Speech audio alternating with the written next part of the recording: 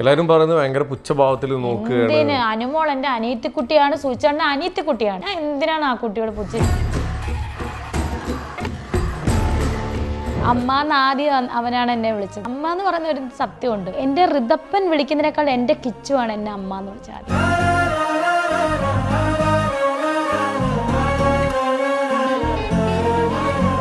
ഒരു മോഷ്ടാവിനെ കള്ളാന്ന് വിളിച്ച തെറ്റില്ല. ഇത് ആർക്കും ഒരു ദ്രോഹവും ഞാൻ അങ്ങോട്ട് ചെയ്തിട്ടുമില്ല, ചെയ്യാനോട്ട് ആഗ്രഹിക്കുന്നുമില്ല. മുന്നോട്ട് വെച്ച കാൽ പിന്നോട്ട് വെക്കില്ല എന്ന് പറഞ്ഞ രീതിയിൽ വന്നുകൊണ്ട് ഞാൻ ഇന്ന് ശ്രീയുടെ മുന്നിൽ ഇങ്ങനെ ഇരിക്കുന്നു. ഏവിയേഷൻ പഠിച്ചപ്പോൾ കേറിട്ടുണ്ട്. ഏവിയേഷൻ പഠിച്ചിട്ടുണ്ട്. എന്താ മുമ്പോട്ട് വാങ്ങ? അന്നേരമല്ലേ സൂചേട്ടൻ വന്ന് പ്രേമം കല്യാണം.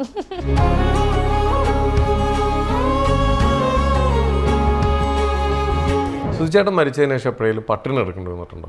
പട്ടിണിയുടെ അവസ്ഥകളൊക്കെ വന്നിട്ടുണ്ട്, ജീവിതത്തിൽ വന്നിട്ടുണ്ട്. അതുകൊണ്ട് ഒരുപാടുണ്ട്. ഒരു റീമേക്ക് വീഡിയോ അത് പക്ഷെ എത്ര വൈറലാകുന്നു, വിവാദമാകുന്നു ഒന്നും അറിഞ്ഞോണ്ട് ചെയ്ത്.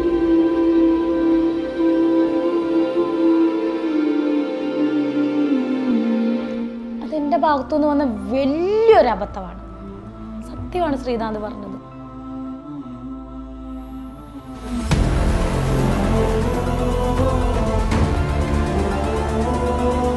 നമസ്കാരം, welcome to Jango space. It's me Sreenath K Janardhanan. ഇന്ന് നമ്മളോടൊപ്പം ഉള്ളത് നമ്മുടെ സ്വന്തം രേണു സുധിയാണ്. Renu, welcome to Jango story box. അതെ, താങ്ക് യു. അപ്പോൾ എന്തായാലും ഒരുപാട് സന്തോഷം നമ്മുടെ ഷോയിലേക്ക് വന്നതിൽ. ഈ പ്രശ്നങ്ങൾ തീർന്നിട്ടുള്ള ഈ ഒരു രേണു ഇല്ല ഇനി. പ്രശ്നങ്ങൾ കൂടത്തി വരുന്ന രേണു ആണെന്ന് തോന്നി. കൂടി വരുന്ന രേണുവാണ്. എന്തുകൊണ്ടാണ് ഇത്രയും പ്രശ്നങ്ങൾ? എന്താണ് എന്നും വിവാദം? എന്താ സംഭവം? അത് തന്നെ എനിക്കറിയില്ല ശ്രീ. എന്നും വിവാദങ്ങളിലൂടെ ജീവിക്കുന്ന ഒരാളായിട്ടാണ് ഇപ്പം ഞാൻ തന്നെ എന്നെ കരുതുന്നത്. ശരിക്കും ഞാൻ ഒരു കാര്യം എല്ലാവരുടെയും ഭാഗത്തു നിന്ന് കേൾക്കുന്ന ഒരു കാര്യം, രേണു അഹങ്കാരിയാണോ? ഒരിക്കലുമല്ല. എന്നെ അടുത്തറിയാവുന്ന കുറച്ച് പേരുണ്ട്. എന്നെ അടുത്തറിയാവുന്നവർക്കറിയാം ഞാൻ ആരാണെന്നും എന്താണെന്നും. ഞാൻ ഒരു അഹങ്കാരിയല്ല. അഹങ്കാരിക്കാൻ എനിക്കൊന്നുമില്ല. നമ്മളൊരു അഹങ്കാരി ആകണമെങ്കിൽ അഹങ്കരിക്കാൻ ഒന്നുമില്ലാത്തൊരു കാലഘട്ടം ഉണ്ടായിരുന്നു. അല്ല, ഇന്നും അങ്ങനെ തന്നെയാണ്. ഇപ്പൊ രേണു ഒരു സെലിബ്രിറ്റി സ്റ്റാറ്റസ് ആയി. എവിടെ നോക്കിയാലും രേണു രേണു രേണു രേണുവിന്റെ വീഡിയോ, രേണു നടന്നു വരുന്നു. ഇപ്പൊ ചുമ്മാ റോട്ടിൽ കൂടി നടന്നാൽ പോലും രേണുവിന് വീഡിയോ എടുക്കാൻ ആൾക്കാരുണ്ട്. അപ്പൊ അഹങ്കരിക്കാൻ കുറെ കാര്യങ്ങളായി. പക്ഷെ എന്നിട്ടും അഹങ്കാരമുണ്ടോ? ഒരിക്കലും ഇല്ല. ഇല്ല, അഹങ്കാരം ഇല്ല. ഇല്ല. പണ്ടത്തെ ഉണ്ടായിരുന്ന ആളുകളായിട്ട് ഇപ്പൊ സുധിച്ചേട്ടനായിട്ട് അടുത്ത് നിന്ന് ഒരുപാട് ആൾക്കാർ, രേണുവിനൊക്കെ ഏറ്റവും ബുദ്ധിമുട്ടുള്ള ഇപ്പോൾ കൂടെ നിന്ന ആൾക്കാർ, അവരൊക്കെ ആയിട്ട് ഇപ്പോഴും ബന്ധങ്ങളുണ്ടോ? തീർച്ചയായിട്ടും. അവർക്കൊക്കെ എപ്പോഴും ഇപ്പം നമ്മളെ സുധിച്ചേട്ടൻ്റെ കുടുംബം രേണു എന്ന് പറഞ്ഞിരിക്കാൻ, രേണു മക്കളെന്ന് പറഞ്ഞാൽ അവർക്ക് ഇരിക്കാൻ പറ്റത്തില്ല. അവർക്ക് ബിസി ലൈഫും കാര്യങ്ങളൊക്കെ ഉള്ളവരാണ്. ഒരിക്കലും അവരെ നമ്മൾ കുറ്റം പറയത്തുമില്ല. അവർ ആ സമയങ്ങളിൽ നമുക്ക് ഒരുപാട് ആരും ഇല്ലാത്ത സമയത്ത് നമുക്ക് ഒരുപാട് സഹായം ചെയ്തവരൊക്കെയാണ്. അവരെന്നും നമ്മൾ ഓർക്കുന്നു, എന്നും അവർക്ക് വേണ്ടി പ്രാർത്ഥിക്കുന്നു. എന്നും അവരുടെ കൂടെ തന്നെയുണ്ട്. ഓക്കെ, നേരിട്ട് കാണാനോ കോണ്ടാക്ട് ഇല്ലെങ്കിലും അവരൊന്നും ഓർക്കുന്നുണ്ട്. നേരിട്ട് കാണാൻ പറ്റുന്നില്ലെങ്കിലും വല്ലപ്പോഴും മെസ്സേജിലൂടെ ഒരു മെസ്സേജ് മതി നമുക്ക്. ഭയങ്കര സന്തോഷമാണ്. അവരോട് നമ്മൾ അവരെ ശല്യം ചെയ്യുമ്പോൾ അവരും ബിസി ഉള്ള ലൈഫ് ഉള്ളവരാണ്. നമ്മളും ഇപ്പൊ ചെറിയ ചെറിയ ബിസിയാണ്. ഞാൻ ചെറുതെന്നാ പറയുന്നത്, വലിയ ബിസി ഒന്നുമല്ല. അപ്പം എന്താ പറയാ, അവരുടെ ഒരു വല്ലപ്പോഴും ഒരു മെസ്സേജ് വേണ്ട, അവരുടെ ഓർമ്മകൾ മതിയില്ല. അവർ നമുക്ക് തന്ന സഹായങ്ങളും അവർ നമ്മളെ ആ സമയത്ത് ചേർത്ത് പിടിച്ച ആ ഒരു ഇതൊക്കെ മതി നമുക്ക് മുന്നോട്ട് അവരെ എന്നും ഓർക്കാൻ. ഓക്കെ, ആരെങ്കിലും മനഃപൂർവ്വം ജീവിതത്തിൽ നിന്ന് ഒഴിവാക്കി വിട്ടിട്ടുണ്ടോ? മനഃപൂർവ്വം ജീവിതത്തിൽ നിന്ന് നമ്മളെ ഒഴിവാക്കി വിട്ടിട്ടുണ്ടോ? രേണു ഒഴിവാക്കി വിട്ടിട്ടുണ്ടോ? ഞാൻ ആരെയും ഒഴിവാക്കി വിട്ടിട്ടില്ല. എന്തിനാണത്? ഒരാളെ അങ്ങനെ ഒഴിവാക്കി വിട്ടിട്ടുണ്ടോ? ഇല്ല, ഒരിക്കലും ഇല്ല. ഓക്കെ, ഈ എന്നും ഇപ്പം വിഷയങ്ങളുടെ കാര്യം ചോദിച്ചിരിക്കുന്നത്, രേണുവിന്റെ അപ്ഡേഷൻ നോക്കിക്കഴിഞ്ഞാൽ എന്തെങ്കിലും ഒരു പ്രശ്നമായിരിക്കും, അല്ലെങ്കിൽ മറ്റേ എന്തെങ്കിലും ഒരു പുതിയ പരിപാടിയുടെ പൂജയായിരിക്കും. പക്ഷെ സത്യം പറഞ്ഞാൽ ഈ പ്രശ്നങ്ങളൊന്നും ഞാൻ അറിയുന്നില്ല, ഞാൻ കാണത്തില്ലാണ്. ഞാൻ ചിലവരിങ്ങനെ കാണത്തില്ലേ, ഞാൻ ഒന്നും കാണത്തില്ല. ഇല്ല ഇല്ല. ആൾക്കാർ പറഞ്ഞുള്ള അറിവ്, എൻ്റെ ഫ്രണ്ട്സ് പറഞ്ഞുള്ള അറിവാണ് ഇതിനകത്തുനിന്ന് എനിക്കുള്ളത്. ശരിക്കും പ്രതികരിക്കാറുണ്ടോ? ലൈവിലൊക്കെ പോകുമ്പോൾ പച്ചയ്ക്ക് തെറി വിളിക്കും. പച്ചയ്ക്ക് തെറി എന്ന് പറഞ്ഞാൽ പൂ കൂട്ടി ആ കുട്ടിയൊക്കെ ഇങ്ങനെ ശരിക്കും എന്നെ തെറി വിളിക്കുമ്പോൾ ഞാൻ പ്രതികരിക്കും. അതാണ് എന്റെ ശ്രീ, ഞാൻ എന്തിനാ അങ്ങനെയൊക്കെ വിളിക്കണേ? എന്റെ വായിന്ന് ഈ എന്താ ചെറ്റ വർത്താനം, ചെറ്റ എന്നൊക്കെ ഞാൻ പറയാറുണ്ട്. അത് തെറിയായിട്ട് എനിക്ക് തോന്നുന്നില്ല. ഞാൻ ചെറ്റ എന്നൊക്കെ പറയാറുണ്ട്. കാരണം മാക്സിമം നെല്ലിപ്പല കണ്ടിട്ടാണ് ഞാൻ അങ്ങനെ പറയാറുണ്ട്.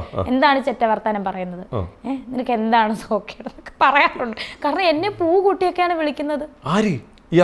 ലൈവില് വരുമ്പോഴേ അവരോടൊക്കെ ഞാൻ പ്രതികരിക്കാറുണ്ട് ദേഷ്യപ്പെട്ട്. അല്ലാതെ ഞാൻ തിരിച്ചു തെറി പറയാനോ ഒന്നിനും ഞാൻ പോയിട്ടില്ല. ഓക്കെ, ഈ അടുത്ത കാലത്ത് കുറച്ച് എന്താ പറയുക, ഭയങ്കര രേണുവിനെ സംബന്ധിച്ചിടത്തോളം ഭയങ്കര വിവാദമായിട്ടുള്ള ഒരു ട്രോളായിരുന്നു മല്ലു റാപ്പേഴ്സിൻ്റെ ഒരു വീഡിയോ. ഒരു വീഡിയോ അല്ലല്ലോ, അവർ എന്നെ കൊണ്ട് കഴിയുന്നവരാണെന്ന് തന്നെ എനിക്ക് തോന്നുന്നു. കാരണം എവിടെ എടുത്താലും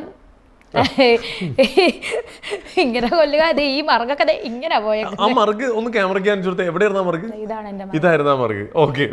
പിന്നെ തലയില പേനെ കൊല്ലുന്നു, ഇതൊക്കെ കാണിക്കുന്നു. അവരോട് ദേഷ്യം തോന്നിയിട്ടുണ്ടോ?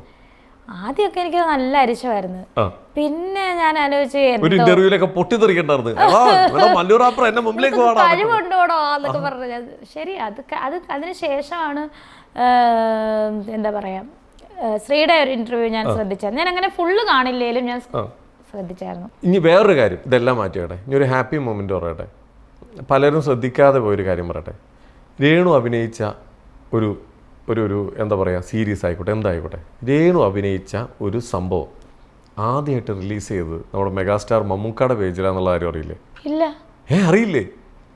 കൊല്ലം സുധീര ചുമ്മാ കൊസു എന്ന് പറയുന്ന ആ സീരീസിന്റെ ഫസ്റ്റ് ഇത് റിലീസ് ആയത് സുധിച്ചേട്ടന്റെ. നിങ്ങൾ ഒരുമിച്ച് അഭിനയിച്ചേ? അതറിയാം. അത് ഞാൻ പെട്ടെന്ന് ഇപ്പോഴത്തെ ഓർത്ത. എനിക്കറിയാം, മമ്മൂക്കയുടെ പേജിലാ. അത് ഞാൻ ഇപ്പോഴും സന്തോഷം വന്നത്. സുധിച്ചേട്ടന്റെ കൂടെ ആദ്യമായിട്ട് രേണു അഭിനയിച്ച കറക്റ്റ് ഞാൻ ഓർക്കുന്നു കേട്ടോ. ഇക്ക ഒരുപാട് താങ്ക്സ്, ഞാൻ ഇപ്പോഴും ഓർക്കുന്നത്. മെഗാസ്റ്റാർ മമ്മൂക്കയുടെ ഇത് പലർക്കും അറിയില്ല. താങ്ക്സ് പറഞ്ഞു മമ്മൂക്കാക്ക, താങ്ക്സ് പറഞ്ഞു. കാരണം ഇക്ക ആ സമയത്ത് സൂചിച്ചോട് ചാറ്റ് ചെയ്യുമ്പോഴേ, സൂചിച്ചോട് ചാറ്റ് ചെയ്യുമ്പോൾ മോൻ, എനിക്കൊരു മോൻ പിറന്നു ഋതുൽ. അപ്പം ഉണ്ടായിരുന്നു. അപ്പം ഇക്ക പറഞ്ഞു പേരിട്ടോ. എന്നിട്ട് ലാസ്റ്റ് ബർത്ത്ഡേ ആന്ന് പറഞ്ഞപ്പം ഹാപ്പി ബർത്ത്ഡേ ഋതുൽ. ആ ഒരു വോയിസ് സൂചിച്ചേട്ടൻ അത് കൊണ്ട് നടക്കുമായിരുന്നു, ആ വോയിസ്, ഇക്കയുടെ വോയിസ്. അതുപോലെ ഈദുൽ ഫിത്തറോ എന്തോ ഈദ് മുബാറക്ക് എന്ന് പറയുന്നൊക്കെ അയച്ചു കൊടുക്കാൻ സൂചിച്ചേട്ടൻ. അതുപോലെ എന്റെ ബർത്ത്ഡേയുടെ അന്ന് തന്നെയാണ് ഇക്കാന്റെ ബർത്ത്ഡേ, സെപ്റ്റംബർ 7. അപ്പം അന്ന് സൂചിച്ചേട്ടൻ ഹാപ്പി ബർത്ത്ഡേ ഇക്ക എന്ന് പറയായിരുന്നു. ഞങ്ങൾ അയച്ചു കൊടുക്കുമായിരുന്നു. അപ്പൊ തിരിച്ച് താങ്ക്സ് പറയുമായിരുന്നു. കുറെ നേരം കഴിഞ്ഞിട്ടാണ് വാട്സാപ്പിൽ താങ്ക്സ് സൂചിച്ചേട്ടന്റെ നമ്പറിലോട്ട്. ഭയങ്കര സന്തോഷം ആ സമയത്ത് ഇക്ക മെസ്സേജ് അയക്കുമായിരുന്നു. അപ്പൊ എനിക്ക് സൂചിച്ചേട്ടനെ കുറച്ച് നാളത്തെ പരിചയമല്ലോ. അതിന് മുന്നേ അല്ലേ ഈ ഇക്കന്റെ കൂടെ 2-3 സിനിമ ഒക്കെ ചെയ്തിട്ടുണ്ടായിരുന്നു. അപ്പം സൂചിച്ചേട്ടൻ പറഞ്ഞു നല്ല സപ്പോർട്ടായിരുന്നു പറഞ്ഞു ഇക്ക.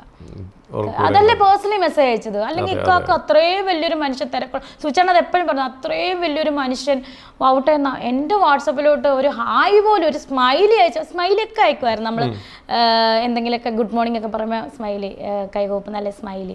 അപ്പം ആ ഒരു എന്താ പറയുക, അത്രയും വലിയൊരു മനുഷ്യൻ സൂചിച്ചേട്ടനെ പോലുള്ളൊരു ആർട്ടിസ്റ്റിന് എന്നോട് പറയുന്നത് വൗട്ട എന്നെ പോയി ആർട്ടിസ്റ്റിന് ഇങ്ങനെയൊക്കെ അയക്കാന്ന് പറഞ്ഞത് വലിയ കാര്യമാണ് വൗട്ട. അതിനെ എനിക്ക് അത്രയ്ക്ക് ജീവനെ അത്രയ്ക്ക് ഇഷ്ടമാണെന്ന് പറയാം. ഷെജീർ കൊല്ലയിലായിരുന്നു എൻ്റെ ഡയറക്ടർ എന്ന്. ഷെജീർ ഞാൻ ഇങ്ങനെ കണ്ടിരുന്നു, അതിന്റെ അപ്ഡേഷൻസ് ഒക്കെ കാണാറുണ്ടായിരുന്നു. 4 വെബ് സീരീസും 4ലും ഉണ്ടായിരുന്നു. സാമ്പത്തികമായിട്ട് ബുദ്ധിമുട്ടുണ്ടായപ്പോൾ കുറെ പലിശയ്ക്ക് കടമെടുത്തു. ആ സമയത്തൊക്കെയാണ് ലോക്ക്ഡൌൺ ടൈമും കടബാധ്യതയും കുറെ പ്രശ്നങ്ങളുണ്ടായിരുന്നു.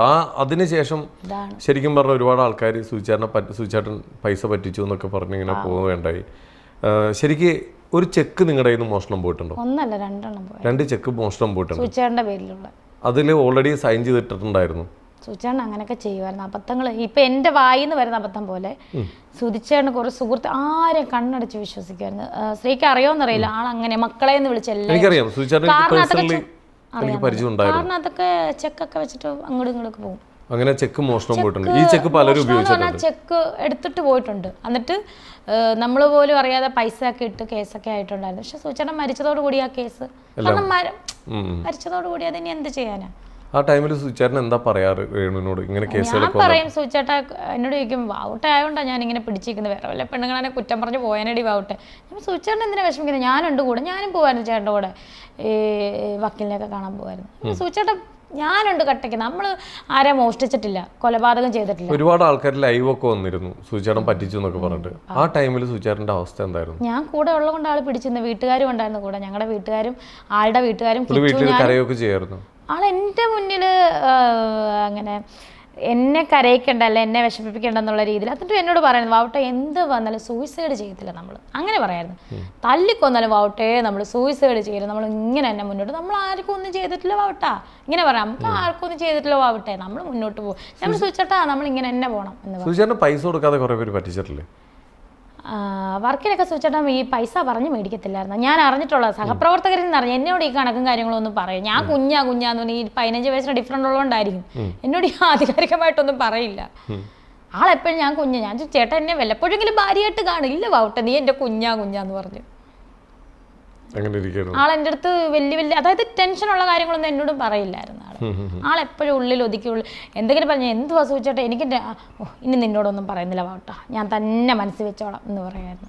ഇപ്പോൾ സുചേട്ടൻ എവിടെ വരുന്ന എല്ലാം കാണുന്നുണ്ടെന്നൊരു വിശ്വാസത്തിലാണ് ഈ ഇറങ്ങിയിരിക്കുന്നത്. എവിടെ വരുന്ന ആ 2 കണ്ണുകൾ എന്നെ വീക്ഷിക്കുന്നുണ്ട്. കാരണം എന്നോട് അങ്ങനെ പറഞ്ഞിട്ടുമുണ്ട്. അവിടെ ഞാൻ മരിച്ചാലും ഞാൻ എൻ്റെ 2 കണ്ണുകൾ നിന്റെ കൂടെ തന്നെ കാണുക. ശരിക്കും എനിക്ക് തോന്നുന്നത് രേണുവിന് ഒരു ഹേറ്റേഴ്സ് ഉണ്ടാവാൻ തുടങ്ങിയത് എവിടെ നിന്നാന്ന് വെച്ച് കഴിഞ്ഞാൽ ലക്ഷ്മിയുടെ ഒരു വ്ളോഗുമായി ബന്ധപ്പെട്ടൊരു വിവാദം ഉണ്ടായി. അതിന് ശേഷം ആ ടൈമിൽ ഹേറ്റേഴ്സ് കൂടാൻ കാരണം ചാന്ത് കുടഞ്ഞൊരു സൂര്യൻ മാനത്ത ഓർമ്മയില്ലേ, ദാസേട്ടൻ കോഴിക്കോട് അത് പീക്കിലേക്ക് എത്തി. പക്ഷേ അതിന്റെ അപ്പുറം എത്തി. സ്റ്റാർട്ടിങ്ങിൽ ഒരു ഈ സംഭവം വന്നത് ഇപ്പോൾ ലക്ഷ്മിയുടെ ആ ഒരു വ്ളോഗിന്റെ ടൈമിൽ ഭയങ്കരമായിട്ട് പെർഫ്യൂമിന്റെ ഇത് ആക്ട്, കാരണം ഓൾറെഡി അത് ഷൂട്ട് ചെയ്തുകൊണ്ടിരിക്കുകയാണ്, അതൊരു വ്ളോഗിന് വേണ്ടി ഷൂട്ട് ചെയ്യുന്നതായിരിക്കും. പക്ഷെ അതിന് രേണുവും കൂടി സപ്പോർട്ട് ചെയ്തിട്ടാണ് അത് ഷൂട്ട് ചെയ്യുന്നുള്ളതിൻ്റെ ഒരു കാരണത്താലാണ് അത് അത്രയും വിവാദങ്ങൾ തുടങ്ങിയത്. അവിടെ നിന്നായിരുന്നു തുടക്കം. ഓർക്കുന്നുണ്ടോ? ഞാൻ ചോദിക്കട്ടെ, ഞാൻ പറഞ്ഞിട്ട് തന്നെയാണ് അത് ആ ഒരു ചിന്നു ലക്ഷ്മി നമുക്ക് ആ ഒരു പെർഫ്യൂം ഉണ്ടാക്കി തന്നത്. ഞാൻ പറഞ്ഞിട്ടാണ്, ഞാൻ പറഞ്ഞിട്ടാണ് അത് വ്ളോഗ് ചെയ്തത്. അതായത് വീഡിയോ പിടിച്ചത് ഞാൻ കാരണം ഒരുപാട് പേർക്ക് ആഗ്രഹം കാണും ഇതിനെപ്പറ്റി അല്ലേ, അവരുടെ പ്രിയപ്പെട്ടവർ വിട്ടുപൊരിഞ്ഞവരൊക്കെ അവർക്കൊക്കെ ഇതൊക്കെ വലിയ കാര്യം തന്നെയാണ്. അപ്പൊ അങ്ങനെയുള്ളവർക്ക് അറിവാകട്ടെ എന്നോർത്താണ് ഞാനും പറഞ്ഞത്. എനിക്ക് എൻ്റെതായിട്ടുള്ള ശരികളുണ്ട്, എൻ്റെതായിട്ടുള്ള ന്യായങ്ങളും ഉണ്ട്. അത് മറ്റുള്ളവർക്ക് ചിലപ്പോൾ തെറ്റായിട്ട്. പക്ഷെ അന്ന് വന്നിരുന്നതെല്ലാം ഇതൊരു കണ്ടന്റാക്കി ഇത് യൂട്യൂബിലിട്ട് റവന്യൂ കിട്ടുന്നറിയാം, അതുകൊണ്ട് ഇതൊരു കണ്ടന്റാക്കി സുചേട്ടൻ്റെ ആ ഒരു വിട്ടുപോയ ആൾക്ക് ചിന്നുവിന് അങ്ങനെ റവന്യൂ കിട്ടിയെന്ന് വെച്ചോട്ടെ, കിട്ടിയാൽ പോലും ഞങ്ങൾക്ക് ആ 1 വർഷത്തോളം ആ കുട്ടി എല്ലാ മാസവും ഒരു തുക ഞങ്ങൾക്ക് തരുന്നുണ്ടായിരുന്നു. അതെന്തിനാണ്? ആ കുട്ടിക്ക് ആത്മാർത്ഥ സ്നേഹമുള്ളത് കൊണ്ടല്ലേ. അതായത് സ്റ്റാർ മാജിക് ഉള്ളിടത്തോളം കാലം നമുക്കത് തന്നുകൊണ്ടിരുന്നു. Star magic നിർത്തിയല്ലോ, നിർത്തിപ്പോയി. നമുക്ക് സ്വന്തം കാലം എനിക്ക് നിൽക്കാറുമായല്ലോ. ആ 1 വർഷത്തോളം ആ കുട്ടി ആ പൈസ ആ റവന്യൂവിന് തന്നെയല്ലേ ആ കുട്ടി തരുന്നത്, അല്ലെങ്കിൽ ആ സ്റ്റാർ മാജിക്കിന് തന്നെയല്ലേ ആ കുട്ടി തരുന്നത്. മനസ്സിലായോ? എല്ലാ മാസവും തരുന്നുണ്ടായിരുന്നു. ശരിക്കും പറഞ്ഞാൽ അപ്പോൾ ഇത് എന്തൊക്കെ കണ്ടന്റ് പുറത്തു പോന്നാലും അതിൽ നിന്ന് കിട്ടുന്ന റവന്യൂന്നൊരു ഷെയർ എന്തായാലും നിങ്ങളെ കൂടി നോക്കുന്നുണ്ടായിരുന്നു. ഞങ്ങളെ 1 വർഷത്തോളം സുധിച്ചേട്ടൻ മരിച്ച് ആ 1 വർഷത്തോളം ചിന്നു നല്ല രീതിയിൽ ഹെൽപ്പ് ചെയ്തായിരുന്നു എല്ലാ മാസവും. ഞാൻ ചോദിക്കും എന്തിനാ ചിന്നു? ഇല്ല, ഇത് എൻ്റെ ഒരു ഇതാണ്, സ്റ്റാർ മാജിക് ഉള്ളിടത്തോളം കാലം ഞാൻ ഇങ്ങനെ തരും. അത് ആ കുട്ടിയുടെ മനസ്സ്. ആ 1 വർഷത്തോളം എനിക്ക് വേറെ ടെൻഷനൊന്നും ഇല്ലായിരുന്നു. ഇപ്പം അത് കഴിഞ്ഞിട്ടാണ് ഈ അഭിനയത്തിലോട്ട് ഞാൻ വരുന്നതും കാര്യങ്ങളും. അപ്പം ഇപ്പം സ്വന്തം കാലം നിൽക്കാറായി ചെറുതായിട്ട്. ഞാനിപ്പോൾ പറഞ്ഞ എൻ്റെ ബാലൻസ് കണ്ടല്ലോ, സ്വന്തം കാലം നിന്ന ബാലൻസ്. തീർച്ചയായിട്ടും. മറ്റേ ദാസേട്ടൻ കോഴിക്കോട് പുള്ളിയായിട്ടുള്ള ഇതിന് ശേഷമുള്ള വിവാദങ്ങൾ, ഇത് വൻ വിവാദമായിരുന്നു. കുറച്ച് നാളത്തേക്ക് സോഷ്യൽ മീഡിയയിൽ പിന്നെ അനുഭവിച്ച ആളാണ് എൻ്റെ മുമ്പിലിരിക്കുന്നത്. ദാസേട്ടൻ കോഴിക്കോടിനെ കുറിച്ച് പറഞ്ഞേ, ആ ഒരു മനുഷ്യനെ കുറിച്ച് എന്താ പറയാനുള്ളത്? ഒരു ചേട്ടൻ്റെ സ്ഥാനമാണ് ആള് പാവം. നമ്മളെന്താ പറയുക, സത്യം പറഞ്ഞാൽ അങ്ങനെ ഒരു റീൽ ഇറങ്ങിയതോടുകൂടി ആൾ പറയുന്ന സത്യമാണ്. ഞാൻ വെറും വീഡിയോ അതായത് വീട്ടിലിരുന്നുകൊണ്ട് റീൽ ചെയ്തുകൊണ്ടിരുന്ന ഞാൻ ഒരു പ്രൊഫഷണൽ റീലിലേക്ക് എത്തിച്ചത് ദാസേട്ടൻ കോഴിക്കോടാണ്. ഓക്കെ രേണു, ഒരു കാര്യം ചോദിക്കട്ടെ, എല്ലായിടത്തു നിന്നും ഒറ്റപ്പെടുത്തിക്കൊണ്ടിരിക്കുന്നതായിട്ടൊരു ഫീൽ ഉണ്ടോ? എല്ലായിടത്തുനിന്നും അല്ല, ചില ഇതിൽ നിന്ന് ഒറ്റപ്പെടുത്തുന്നുണ്ട്. പക്ഷെ എന്നാലും എനിക്ക് കൂടെ ഒരു കൂടെ സപ്പോർട്ടിന് കുറച്ച് പേരുണ്ട്. അത് എന്നെ സംബന്ധിച്ച് അത് വലിയൊരു സപ്പോർട്ട് തന്നെയാണ്. എനിക്കൊരു 10 പേരുണ്ടെങ്കിൽ പോലും അതെനിക്ക് വലിയ, കാരണം നമ്മളെന്നൊക്കെ പറഞ്ഞാൽ മറ്റുള്ളവരുടെ മുന്നിൽ മറ്റുള്ളവർക്ക് അഹങ്കാരിയായിട്ട് തോന്നും. പക്ഷെ നമുക്ക് സംസാരിക്കാൻ നമ്മൾ മാത്രമേ ഉള്ളൂ. നമ്മുടെ കൂടെ ഉണ്ടായിരുന്ന പാർട്ട്ണർ പോയി, ആളിനി തിരിച്ചൊരിക്കലും വരത്തില്ല. അപ്പം എനിക്ക് സത്യം പറഞ്ഞാൽ ഈ നെഗറ്റീവ് കമൻറ്റ്സ് കൂടുതലിടുന്ന സ്ത്രീകളാണെന്ന് തോന്നുന്നു എനിക്ക്. അതെന്തുകൊണ്ടാണെന്നാണ് എനിക്ക് മനസ്സിലാകാത്തത്. വൃത്തികേടൊക്കെ പറയുന്ന സ്ത്രീകളാണ്. അവരൊന്ന് ചിന്തിച്ചാൽ മതി. അവരെ പോലൊരു സ്ത്രീയാണ് ഞാൻ എന്താണ് സമൂഹത്തിൽ സത്യം പറയട്ടെ, എന്നെ ഈ അവഹേളിക്കുന്നവരോട് ഞാൻ ഒരൊറ്റ കാര്യം ചോദിക്കട്ടെ. എൻ്റെ ഹസ്ബൻഡ് മരിച്ചു, ഞാൻ സുധിച്ചേട്ടനെ കൊന്നിട്ട് ഒരുപാട് പേര് ഭർത്താക്കന്മാരെ കൊല്ലുന്നവരുണ്ടല്ലോ, പ്രതികൾ. ഞാൻ സുധിച്ചേട്ടനെ കൊന്നിട്ട് ജയിലിൽ പോയിട്ട് എൻ്റെ ശിക്ഷാവധി കഴിഞ്ഞിട്ട് ഞാൻ വന്നിട്ട് ഞാൻ ഈ കാട്ടിക്കൂട്ടുന്ന ഷോകൾ ആണെങ്കിൽ നിങ്ങളെല്ലാവരും എന്നെ ഇങ്ങനെ പറഞ്ഞു. ഞാൻ ഇതൊന്നും ചെയ്തിട്ടില്ലല്ലോ. ഞാൻ സുധിച്ചേട്ടനെ കൊന്നിട്ടില്ല, ജയിലിൽ പോയിട്ടില്ല. ഇതിപ്പം ഞാൻ ജയിലിൽ പോയിട്ട് ശിക്ഷാവിധി കഴിഞ്ഞ ഒരു പ്രതി എന്തൊക്കെ കാട്ടിക്കൂട്ടുന്നു അതൊക്കെയാണ്, അതിനൊക്കെ പ്രതികരിക്കുന്ന പോലെയാണ് ഈ ജനങ്ങൾ നെഗറ്റീവ് പറയുന്നത്. ഞാനൊന്നും ചെയ്യുന്നില്ലല്ലോ, ഒന്നും ചെയ്തിട്ടില്ല. ഏട്ടൻ അകാലത്തിൽ മരണപ്പെട്ടു, ആക്സിഡൻറ്റിൽ മരണപ്പെട്ടു. എൻ്റെ കുഴപ്പമാണോ? തലേന്ന് വരെ എൻ്റെ കൂടെ കിടന്ന് ഉറങ്ങിപ്പോയ മനുഷ്യനാണ്. തിരിച്ച് എൻ്റെ അടുത്തോട്ട് വരികയാണ്. എന്നെ മക്കളെ കാണാനുള്ള വ്യഗ്രതയെ വന്നതാണ്. അല്ലാതെ ഞാനൊരു ശല്യമാണെങ്കിൽ, സുധിച്ചേട്ടന് ഞാനൊരു പൊതുശല്യമായിരുന്നെങ്കിൽ അദ്ദേഹം എന്തിനാ എന്നെ കാണാൻ വരുന്നത്, അല്ലെ എൻ്റെ വീട്ടിലോട്ട് വരുന്നത്, എൻ്റെ കൂടെ കഴിയാൻ വരുന്നത്? അവിടെ കിടന്നാൽ പോരെ ശല്യം, ഹോട്ടലിൽ കിടന്നാൽ പോരെ? ഓടി വന്ന് എന്നെ മക്കളെ കാണാനാണ്. അങ്ങനെയാണ്. ജീവനായിരുന്നു. ജീവനല്ല, അതിൻ്റെ അപ്പുറമായിരുന്നു.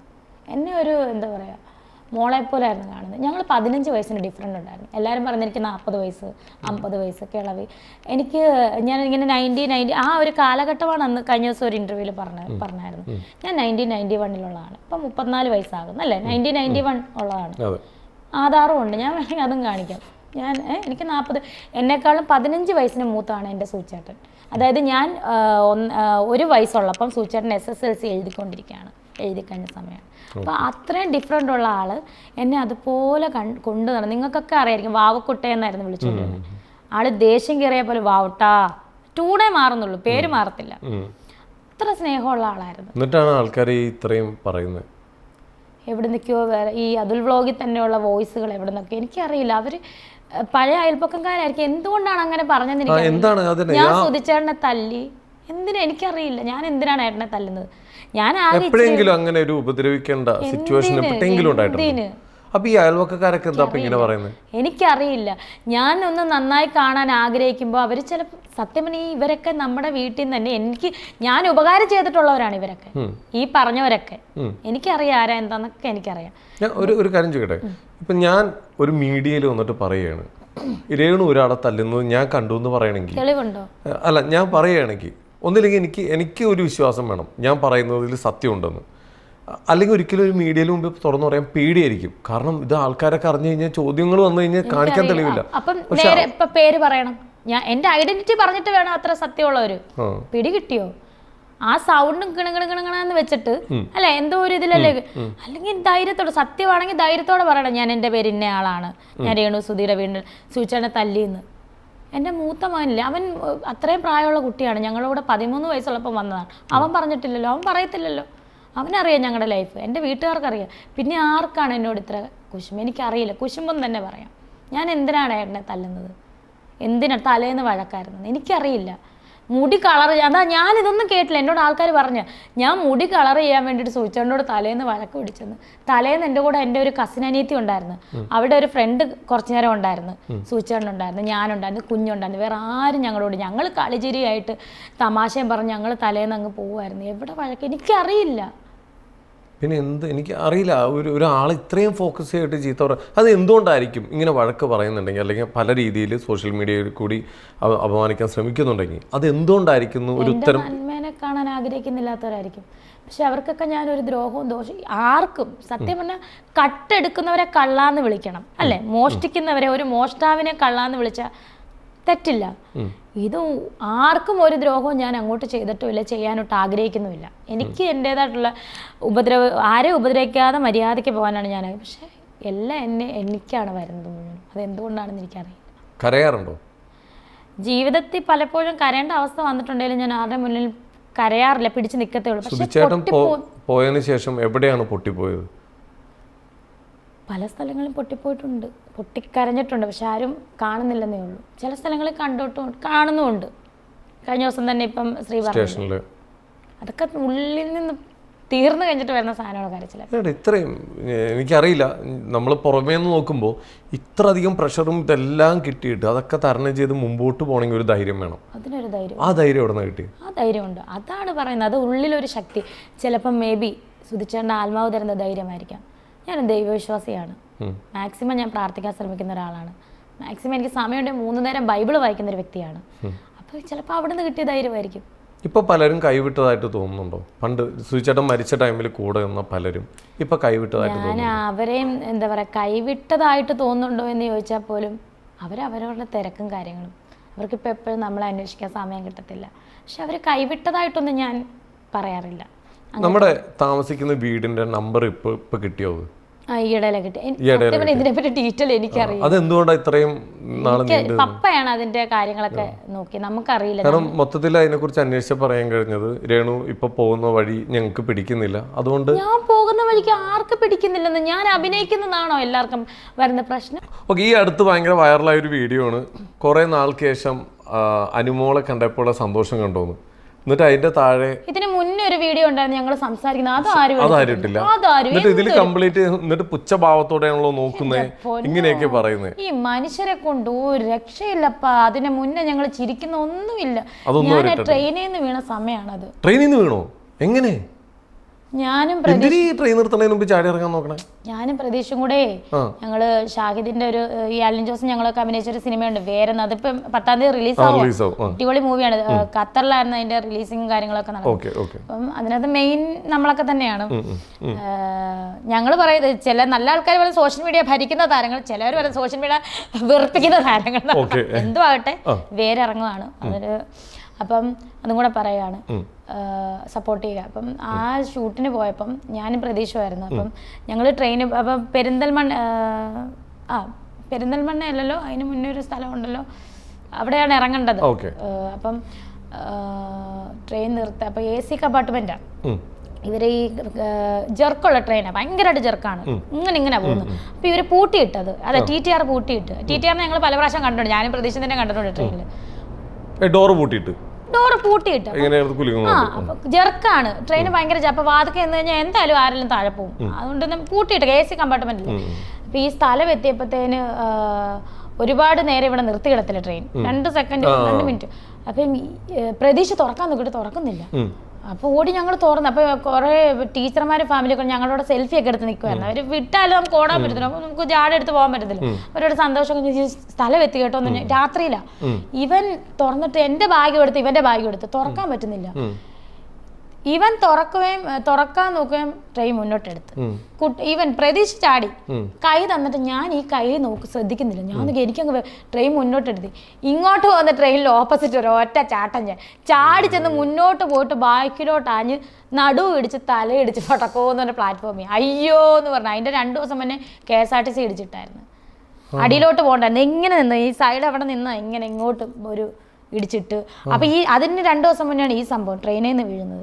ഇതെല്ലാം കൂടെ ആയപ്പോഴത്തേന് ഇവിടെ ഇങ്ങനെ ഒരഞ്ഞ് ഇവിടെ ഒക്കെ മുറിവായിരുന്നു, തല ഭയങ്കരമായിട്ട് ഇടിച്ച് കാറ്. ഞാൻ അയ്യോ. അപ്പൊ വീഡിയോ എടുത്ത് നിൽക്കുക, ഡയറക്ടറൊക്കെ ഞങ്ങളെ വരവേൽക്കാൻ നിന്ന് അവരും ആൾക്കാരെല്ലാം ഓടി വന്ന് പിന്നെ ഹോസ്പിറ്റലിൽ കൊണ്ടുപോയി.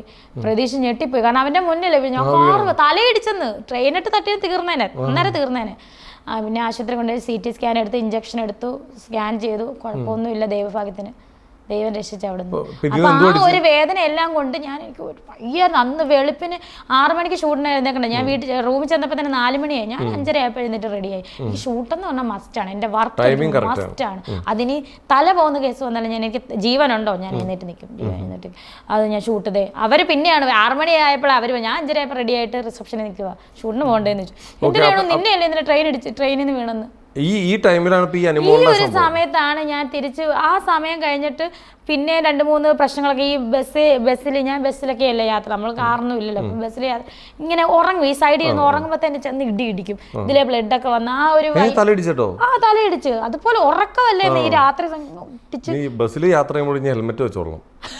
എന്റെ കാര്യം ഇവിടെ പോയി. അപ്പൊ ആ സമയത്ത് ഈ നടുവിനൊക്കെ വേദന. അപ്പൊ ഞാൻ അങ്ങോട്ട് പോകുമ്പോ അപ്പൊ അതും പ്രശ്നമായി. ഞാൻ പ്രതീക്ഷനോട് പറഞ്ഞു, ഞാൻ ഇങ്ങനെ കൂടെ പ്രതീക്ഷനെ അറിയാന്ന് പറഞ്ഞു. ആഹാ അവക്ക് അപ്പൊ പ്രതീക്ഷനെ ഇതെല്ലാം അറിയാം അല്ലേ നടുവേദനയാന്നൊക്കെ. സത്യം പറഞ്ഞാൽ ഞാൻ അങ്ങോട്ട് പോകുമ്പോൾ എല്ലാം പറയുന്നു, പ്രതീക്ഷ എനിക്ക് വയ്യടാ. അപ്പോൾ ഈ ഷൂട്ട് കഴിഞ്ഞാൽ പോകുന്നത്. ഈ ഷൂട്ടെല്ലാം കഴിഞ്ഞിട്ട് വെളുപ്പിനെ അവിടെ ചെന്നിട്ട് ഉറക്കം പോലും ശരിയാകാതാണ് ഈ ഫംഗ്ഷന് പോകുന്നത്. ഗുരുപ്രിയ TVയുടെ അവാർഡാണ് മികച്ച താരം. അന്നാണ് അനുമോള്. അപ്പൊ അതിന് തലേന്ന് അനുമോളെ ഞാൻ വിളിച്ചു, എടി നീ വരുന്നുണ്ടോടി? ആ ചേച്ചി ഞാൻ നമുക്ക് കാണാട്ടോ. അപ്പൊ ഈ യാത്രയും കൂടി ചെന്നപ്പോൾ എനിക്ക് എൻ്റെ വയ്യാതെ മൈൻഡ് അത് തന്നെയല്ല, നമുക്ക് പേഴ്സണലി വയ്യാതെ ആവുമല്ലോ. അങ്ങനെ നടുവേനെ ഒരുപാട് പ്രശ്നമായിട്ടിരിക്കുമായിരുന്നു ഞാൻ. അപ്പോഴാണ് അവളെ കണ്ട് സംസാരിച്ചത് ഇരുന്നിട്ട് ഇങ്ങനെ. അപ്പം അത് തന്നെയല്ല, അതും കൂടെ കഴിയുമ്പോൾ പിന്നെ ഈ സൂചേട്ടൻ പെട്ടെന്ന് ഇവരെയൊക്കെ കാണുമ്പോൾ എനിക്ക് പെട്ടെന്ന് സൂചേട്ടൻ ആ ഓർമ്മകളും വരുവന്നേ. അത് കഴിഞ്ഞിട്ട് ഞാൻ ഇവരെയൊക്കെ ഇപ്പോഴല്ലേ അടുത്ത് കാണുന്നത്. അപ്പൊ എനിക്ക് ആ ഒരു ഓർമ്മയും വന്ന് സൂചിച്ചാണെ പെട്ടെന്ന്. അപ്പൊ എനിക്കങ്ങ് ആകെ സങ്കടവും കൂടെ ആയിട്ടായിരിക്കും ഞാൻ അങ്ങനെ ഇരുന്നത്, വയ്യാതെയും കൂടി ഇരുന്നിട്ട്. അനുമോൾ എന്റെ അനിയത്തിക്കുട്ടിയാണ്, സൂചിച്ചാണ്ട അനിയത്തിക്കുട്ടിയാണ്. ഞാൻ എന്തിനാണ് ആ കുട്ടിയോട് തലേന്ന് ഞാൻ വിളിച്ചു അനുമോളും പറയുന്നുണ്ട് തലേന്ന് ചേച്ചി എന്നെ വിളിച്ചെന്ന്. ഞങ്ങള് സംസാരിച്ചിട്ടാണ് പോയത്. ഇങ്ങനെയൊക്കെയാണ് സോഷ്യൽ മീഡിയയിൽ ഇതിന്റെയൊക്കെ സത്യങ്ങൾ ഇതുപോലെ ഇന്റർവ്യൂലല്ലേ നമുക്ക് പറയാൻ പറ്റുള്ളൂ. ഓക്കെ. പിന്നെ അതുപോലെ ഈ കഴിഞ്ഞിടയ്ക്ക് ഒരു വീട്ടിലേക്ക് കയറി ചെന്നിട്ട് ഞാൻ അതിന്റെ വീഡിയോ ഒന്ന് കാണിച്ചോട്ടെ. ഞാൻ ജസ്റ്റ് ഒരു ഇത് കാണിച്ചു തരാം. അതും ആളുകൾക്ക് എന്താണ് സംഭവം എന്ന് അറിയില്ല. അത് ഭയങ്കര അത്യാവശ്യം ഇതായല്ലേ. ഇത് ആവുന്നുണ്ട്. അതെ, അതിനും വേണം ഒരു ഭാഗ്യം.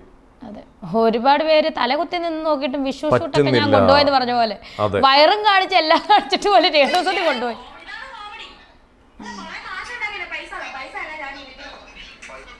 ഇത് ക്രിയേഷൻ ആയിരുന്നു. കാരണം ഇത് ഇവരുടെ തന്നെ റീലാണ്. പൊന്നാമ്പൽ പുഴയരമ്പ അന്ന് പോയപ്പോ അവര് ഒരു ഇത് ചെയ്തതാണ്, ഒരു പ്രാങ്ക് പോലെ ചെയ്തത്.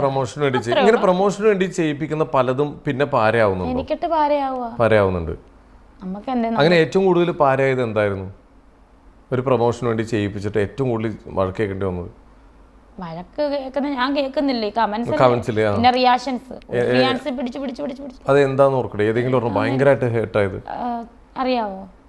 ഏതായാലും ഓർക്കുന്നുണ്ടോ? അല്ല എനിക്കറിയില്ല. ഏതാന്ന് നമുക്ക് പറയാൻ പറ്റത്തില്ല. ഓക്കെ, അപ്പൊ പലതും നമ്മൾ പോലും അറിയാതെ. ആൽബം ആദ്യത്തെ എന്റെയും പ്രതീഷിന്റെയും നായക ആൽബം ഷൂട്ടിന് മീഡിയാസ് വന്ന് നമ്മൾ വിളിച്ചിട്ടാണ്. നമ്മളല്ല വിളിക്കുന്നത്, ഡയറക്ടേഴ്സും പ്രൊഡ്യൂസേഴ്സും ഒക്കെയാണ് അവരെ വിളിക്കുന്നത്. നമ്മൾ ഫ്രണ്ട്സ് ഉണ്ട് മീഡിയയിൽ, ഒരുപാട് പേരുണ്ട്. അല്ല, ഇനിയിപ്പോ അവര് മീഡിയ വന്നാൽ തന്നെ എന്താ പ്രശ്നം? അതിപ്പോ ഒരു പ്രൊമോഷൻ അല്ലേ. പക്ഷെ രേണുവിനെ ഷൂട്ട് ചെയ്യാൻ വന്നു കഴിഞ്ഞാൽ പ്രശ്നമാണ്. രേണു സുധിയെ ഷൂട്ട് ചെയ്ത പ്രശ്നമാണ്. ഇനി ഒരൊറ്റ കാര്യം കൂടി ചോദിക്കട്ടെ, ഇനി ഒരു പ്രേമം ഉണ്ടാവോ? ഇനിയൊരു പ്രേമം ഉണ്ടാവോ പുതിയതായിട്ട്? ഇനി ഒരു കല്യാണം ഉണ്ടാവോ? ഇനി അങ്ങനെ എന്തെങ്കിലും പ്ലാൻ ഉണ്ടോ? ഇപ്പൊ ഒരു പ്ലാനും ഇല്ല, സത്യം പറഞ്ഞ ഇപ്പൊ ഒരു പ്ലാനും ഇല്ല. മനുഷ്യരല്ലേ, ഇല്ല അങ്ങനെ ഒരു പ്ലാൻ ഇല്ല എനിക്ക്. മനുഷ്യന്മാരല്ലേ, നമുക്ക് അറിയില്ല നാളത്തെ പറ്റി. ഈ ഒരു നിമിഷത്തെ പറ്റി നാളെ നമ്മൾ ശ്വാസം അങ്ങോട്ടെടുത്ത ശ്വാസം ഇങ്ങോട്ട് വന്നിരിക്കും, തീർന്നു. അതാണ് മനുഷ്യൻ. നമ്മൾ എന്തിനാണ് അതൊക്കെ ചിന്തിക്കുന്നത്? ഓക്കെ, അതൊക്കെ വരുമ്പോൾ ഇനി കാലക്രമേണ എന്തെങ്കിലുമൊക്കെ ഉണ്ടെങ്കിൽ നമുക്ക് നോക്കാം. ഓക്കെ, ഇനി അവസാനമായിട്ട് നമ്മളിപ്പോൾ ഇൻ്റർവ്യൂവിൽ വന്ന് ഭയങ്കര ഹാപ്പി ആയിട്ട് വരുന്നു. പല പല കഴിവുകൾ ഇപ്പോൾ നമ്മുടെ സോഷ്യൽ മീഡിയയിൽ കൂടെ കാണുന്നുണ്ട്. അഭിനയമാണെങ്കിൽ എന്തെല്ലാം. പാട്ട് പഠിച്ചിട്ടുണ്ട്, ഒരു നല്ലൊരു പാട്ട് പാടാം. പാട്ട് പഠിച്ചിട്ടില്ല എന്നാലും ഏതെങ്കിലും ഒരു പാട്ട്, ഒരു ഭയങ്കര ഫേവറേറ്റ് ആയിട്ടുള്ള ഒരു സോങ്. സുധിച്ചേട്ടൻ എപ്പോഴും ഏത് വേദിയിലും പാടുന്ന ഒരു പാട്ടുണ്ട്, പാടിയിട്ടുണ്ട് 2-3 വട്ടം, 2 ഇപ്പൊ അത് ചുമ്മാ പാടാം. സുധിച്ചേട്ടൻ അത്ര ഒന്നും വരത്തില്ല. കാണാനഴകുള്ള മാണിക്യക്കുയിലേ, കാടാറു മാസം കഴിഞ്ഞില്ലേ, അങ്കണത്തൈമണി മാവിൻ്റെ കൊമ്പില്, പെൺകുയിലാളൊത്തു വന്നാട്ടെ, നിന്റെ പെൺകുയിലാളൊത്തു വന്നാട്ടെ, വന്നാട്ടെ വന്നാട്ടെ വന്നാട്ടെ വന്നാട്ടെ വന്നാട്ടെ വന്നാട്ടെ. ഓ നൈസ്, നന്നായി പാടുന്നുണ്ടല്ലോ. ഇങ്ങനെ പാട്ട് പാടാറുണ്ടോ? എവിടെയെങ്കിലും വേദിയിൽ പാടിയിട്ടുണ്ടോ? ഒരു സിനിമയുടെ പ്രൊമോഷന്റെ ഭാഗമായിട്ട് ഞാൻ പാടിയിട്ടുണ്ട്, അത് ഇറങ്ങിയിട്ടില്ല. ആലപ്പുഴയെ പറ്റിയാണ് ആ പാട്ട്. ഡ്യുവറ്റ് സോങ് പാടിയിട്ടുണ്ട്, അഭയകുമാർ ആലപ്പി എന്ന് പറഞ്ഞ സിംഗറുമായിട്ട് പാടിയിട്ടുണ്ട്. ഓക്കെ, നമുക്ക് ലാസ്റ്റ് ഇന്റർവ്യൂ വൈൻഡ് അപ്പ് ചെയ്യാൻ പോവാണ്. ഒറ്റ കോളും കൂടി നമുക്ക് ചെയ്യാം. ഇനി ആരെയാപ്പാ? ഒരു മിനിറ്റ്, ഞാൻ പറയുന്ന ഒരാളെ അനുകരിച്ച് കാണിക്കാമോ? അലൻ ജോസ് പെരേരനെ ഒന്ന് അനുകരിച്ച് ഒന്ന് അനുകരിച്ചേ. നിങ്ങൾ തമ്മിൽ നല്ലൊരു സുഹൃബന്ധത്തിന് അറിയാം. എങ്ങനെയാ അലൻ ജോസ് പെരേരനെ ഒന്ന് അനുകരിച്ചേ? അലൻ എപ്പോഴും ഒരു ആറ്റിറ്റ്യൂഡിലാണ് നടക്കുവാണ്. ഇങ്ങനെ ഒരു ആറ്റിറ്റ്യൂഡിൽ അലൻ നിൽക്കത്തുള്ളൂ. അപ്പം എന്നെ ചേച്ചി, എന്ത് ചേച്ചി, അങ്ങനെയൊക്കെയാണ് പറയണത്. ചേച്ചി എങ്ങനെ പോകുന്നു, ഇങ്ങനെ പോകുന്നു, അങ്ങനെയൊക്കെ. ആ ചേട്ടനെ ഞാൻ കഴിഞ്ഞ ദിവസമാണ് കാണുന്നത്. ആ സംസാര ശൈലി ഒന്ന് അനുകരിച്ച്. അങ്ങനെ കണ്ട ഒരു സംഭവം തോന്നുന്നില്ല പുള്ളി, ആ ഒരു ഇതാന്ന് തോന്നുന്നു. ഓക്കെ, അപ്പോൾ എന്തായാലും രേണു ഒരുപാട് സന്തോഷം. നമുക്കപ്പോൾ എന്തായാലും ഇൻ്റർവ്യൂവിൽ ഇങ്ങനെ വന്നതിൽ. ഒരുപാട് സോഷ്യൽ മീഡിയയിൽ ഭയങ്കരമായിട്ട് കുറേ വിമർശനങ്ങളൊക്കെ നേരിട്ടുകൊണ്ടിരിക്കുന്നുണ്ട്. ഓരോരുത്തരുടെ ഇഷ്ടമാണ് നമ്മളെങ്ങനെ ജീവിക്കണം, എങ്ങനെ മുമ്പോട്ട് പോകണമെന്ന്. ഒരുപാട് ഉയരങ്ങളിലേക്ക് എത്തട്ടെ. ഇപ്പോൾ ഒരുപാട് സിനിമകളും കാര്യങ്ങളൊക്കെ ചെയ്യുന്നുണ്ട്. ഇനിയും ഒരുപാട് മൂവീസൊക്കെ ചെയ്ത് മലയാള സിനിമയുടെ താരനിരയിൽ ഇടം പിടിക്കട്ടെ, വലിയൊരു നടിയാവട്ടെ, ആഗ്രഹങ്ങളെല്ലാം നടക്കട്ടെ. എന്തായാലും വളർന്നു വന്ന കുട്ടികൾക്കും എല്ലാവർക്കും ഞങ്ങളുടെ എല്ലാവിധ ആശംസകളും നേരെയാണ്. രേണുവിനും ഒരുപാട് നല്ല നല്ല വർക്കുകളൊക്കെ ഇനിയും ചെയ്യുക. Thank you.